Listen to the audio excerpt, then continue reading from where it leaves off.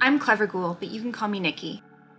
Welcome back to the channel. Recently at an estate sale, I found this Rapco candle sculpture craft kit. Now this has to be from the late 1960s to early or mid 1970s. I can't find an exact date online. It was completely sealed, so everything was completely intact as it would have been about 50 years ago, which is so exciting because a lot of times when you find vintage craft kits, they tend to be already half used or a lot of parts are missing. So the fact that this was completely intact was really exciting. And of course, I had to get it so we could test it out on the channel today. So with that being said, let's get into it.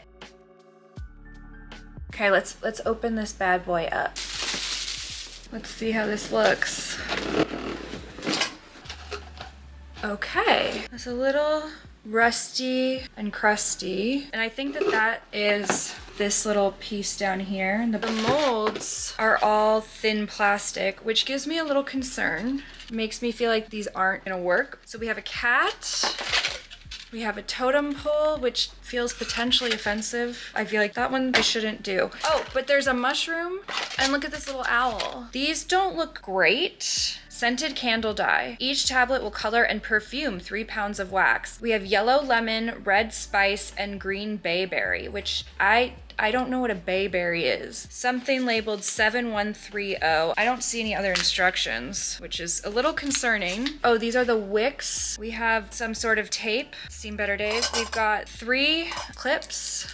Caution, flammable, keep away from open flame, harmful if swallowed, contains ketones and esters, keep out of reach of children. Whatever this is, it's fairly dried up. I don't know what any of that means. But I love that it says keep away from children, and yet there's young children on the box. Here's another one. It says the same thing, except this one has more stuff in it.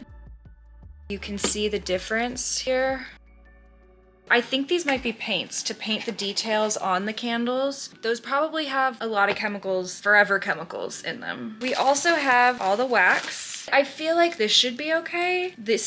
Look at this handle. And then there's this old paintbrush. Oh, I think we found instructions. Oh boy. Candle sculpture instruction manual. Okay, there's a lot of info here. Oh, I forgot, there's something here. This is what we're missing. So in the picture, there's these metal sort of things holding the candle molds together. And I just realized they're wedged here in the corner. So we have these. I think what happens is you fill a mold and then you use these to hold the pieces together so that wax doesn't spill out. I'm gonna look at the directions some more. So yeah, this is just an instruction book, which I will read over off camera.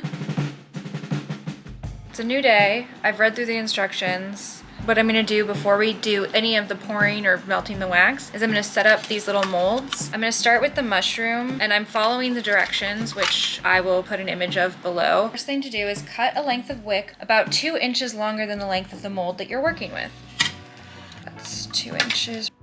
Ta-da! Now I'm adding the wick onto the mold. They provided some tape with this. It's real old. I don't know if it's gonna work, so I'm using tape I have on hand instead. And we're taking this, just taping a little chunk here on the outside. And then we're putting another little piece at the top here. Okay, now that this is all taped up, we're gonna bring the 2 sides together. In the picture, it just shows 2 pieces of tape on either side. I'm gonna over tape it. I'm gonna tape this thing much more than that. I don't trust that it's gonna stay together, and I don't want hot wax spewing everywhere. I actually realized I'm doing something wrong here. These are not the best written instructions. I actually have to cut a little hole in here at the top, a pouring gate. So I'm just gonna do that real quick. In the instructions, it says your kids better be smart enough to do this. And I'm learning that I need an adult. I need a parent to do this project. Okay, so we have a little well here. It's kind of crappy, but it'll do. It'll hold. Now I'm gonna retape the sides. Now that this is taped within an inch of its life, we're gonna add these clamps. There's not enough space at the top for this to really clamp down. We have the top one, and then we're gonna do the bottom corners. Now we have this. Somehow this is supposed to still fit in this mold holder. That's hard to say, mold holder. It looks like this.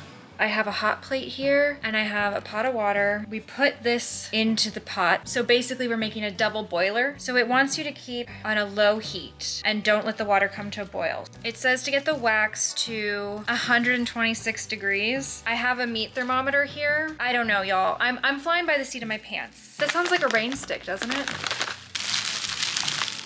Maybe not. Okay, this is open. I don't know why, but I feel like I have to smell it. Smells like nothing. I'm gonna open the scented candle dye. Okay, it says on the back, shave off bits of wax dye into melted wax until desired color is obtained. When wax cools, the color will be more intense than it appears to be in the liquid state. These look like they've kind of leaked over the years on the back of the package. And they're supposed to be scented, so I don't know how gross this is gonna be, but I guess we're about to find out. Oh.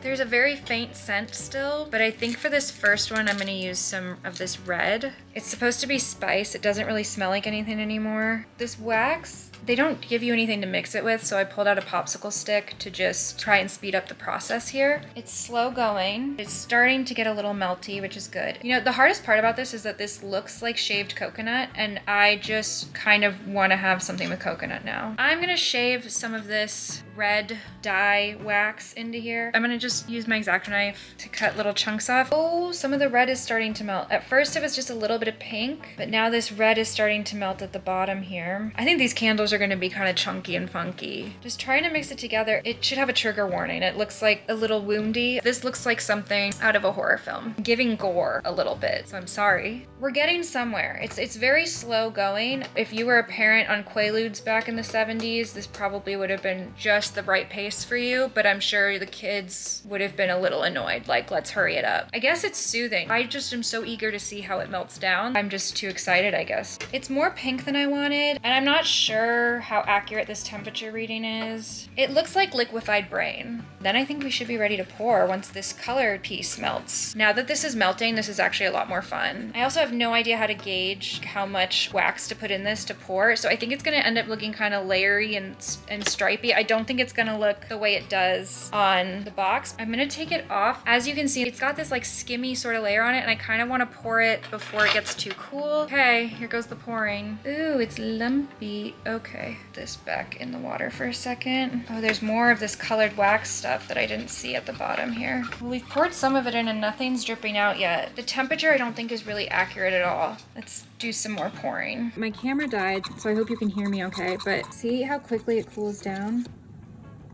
It's just kind of a guessing game back and forth.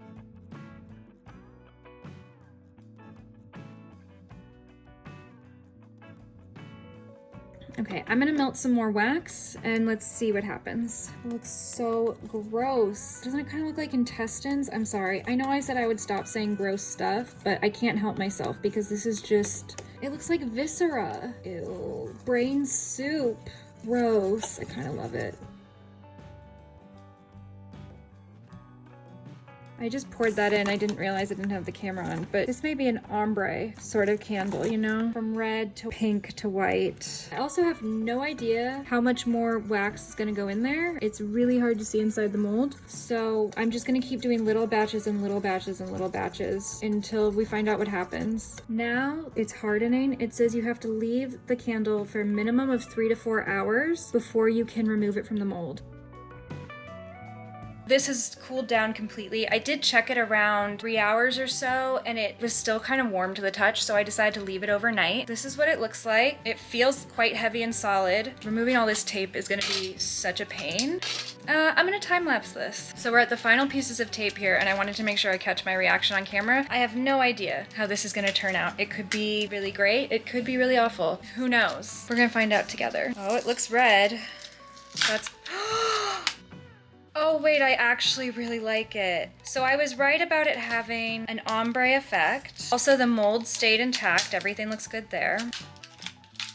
It's so cute. It's like a little ombre guy. Look at that. Isn't that cute? That turned out way better than I expected. I was expecting like weird chunks, but I actually really like this gradient. I mean, it's got a little bit of some extra going on here, which I kind of saw happening where the wax would get chunky and stick to the wick on the inside. This is really exciting how this one turned out. I'm gonna make one more off camera with a different mold, and then I'll meet you in the reveal. Here they are. I'm actually so impressed with this whole process and how these turned out. When I bought this kit, I really wasn't confident that a lot of this would work out. I was excited that at the very least I would have the molds, and if I had to, I could go to the craft store and buy more wax or buy other parts that I might need to make this work. But I'm really impressed that everything still worked really well. So there's two things I didn't use in this kit. First is the wax paints. These had major warnings all over them about the chemicals within them, and as I said, they're really dried up. I didn't even bother opening them because just looking at them closely, you could tell that they weren't salvageable. And honestly, I'm not really surprised considering that this is a 50-plus-year-old craft kit. The other item that they gave us, I actually did try to use, and it's these little plastic eyes. Now in the directions it says that you should pop these into your owl's eyes here. I really did attempt to push it in, but it was so solid that I can't get the eye in there. I think if I took a match and very carefully warmed up the area and then pressed the eye in, it would work, but I didn't want to risk messing up this owl completely before showing it to you on camera. Also, to be fair, I think it's a little unnerving with the eyes in it, especially with the color I chose. I meant for this to be more of an orangey color, but however, the red pigment really took over, and so I think the green owl eyes, it just looks really unsettling. And I don't know, I just don't want to feel like I'm being watched by some possessed candle in my everyday life. This project has really inspired me to go to more estate sales and find vintage craft kits like this. Like I said, it's extremely rare to find one that is completely sealed and never been used, so I don't know how often that'll happen, but anytime I see one, I think I might have to bring it home so we can test it out together. Anyway, thank you so much for watching. Don't forget to like, comment, and subscribe, and I'll see you in the next one. Bye!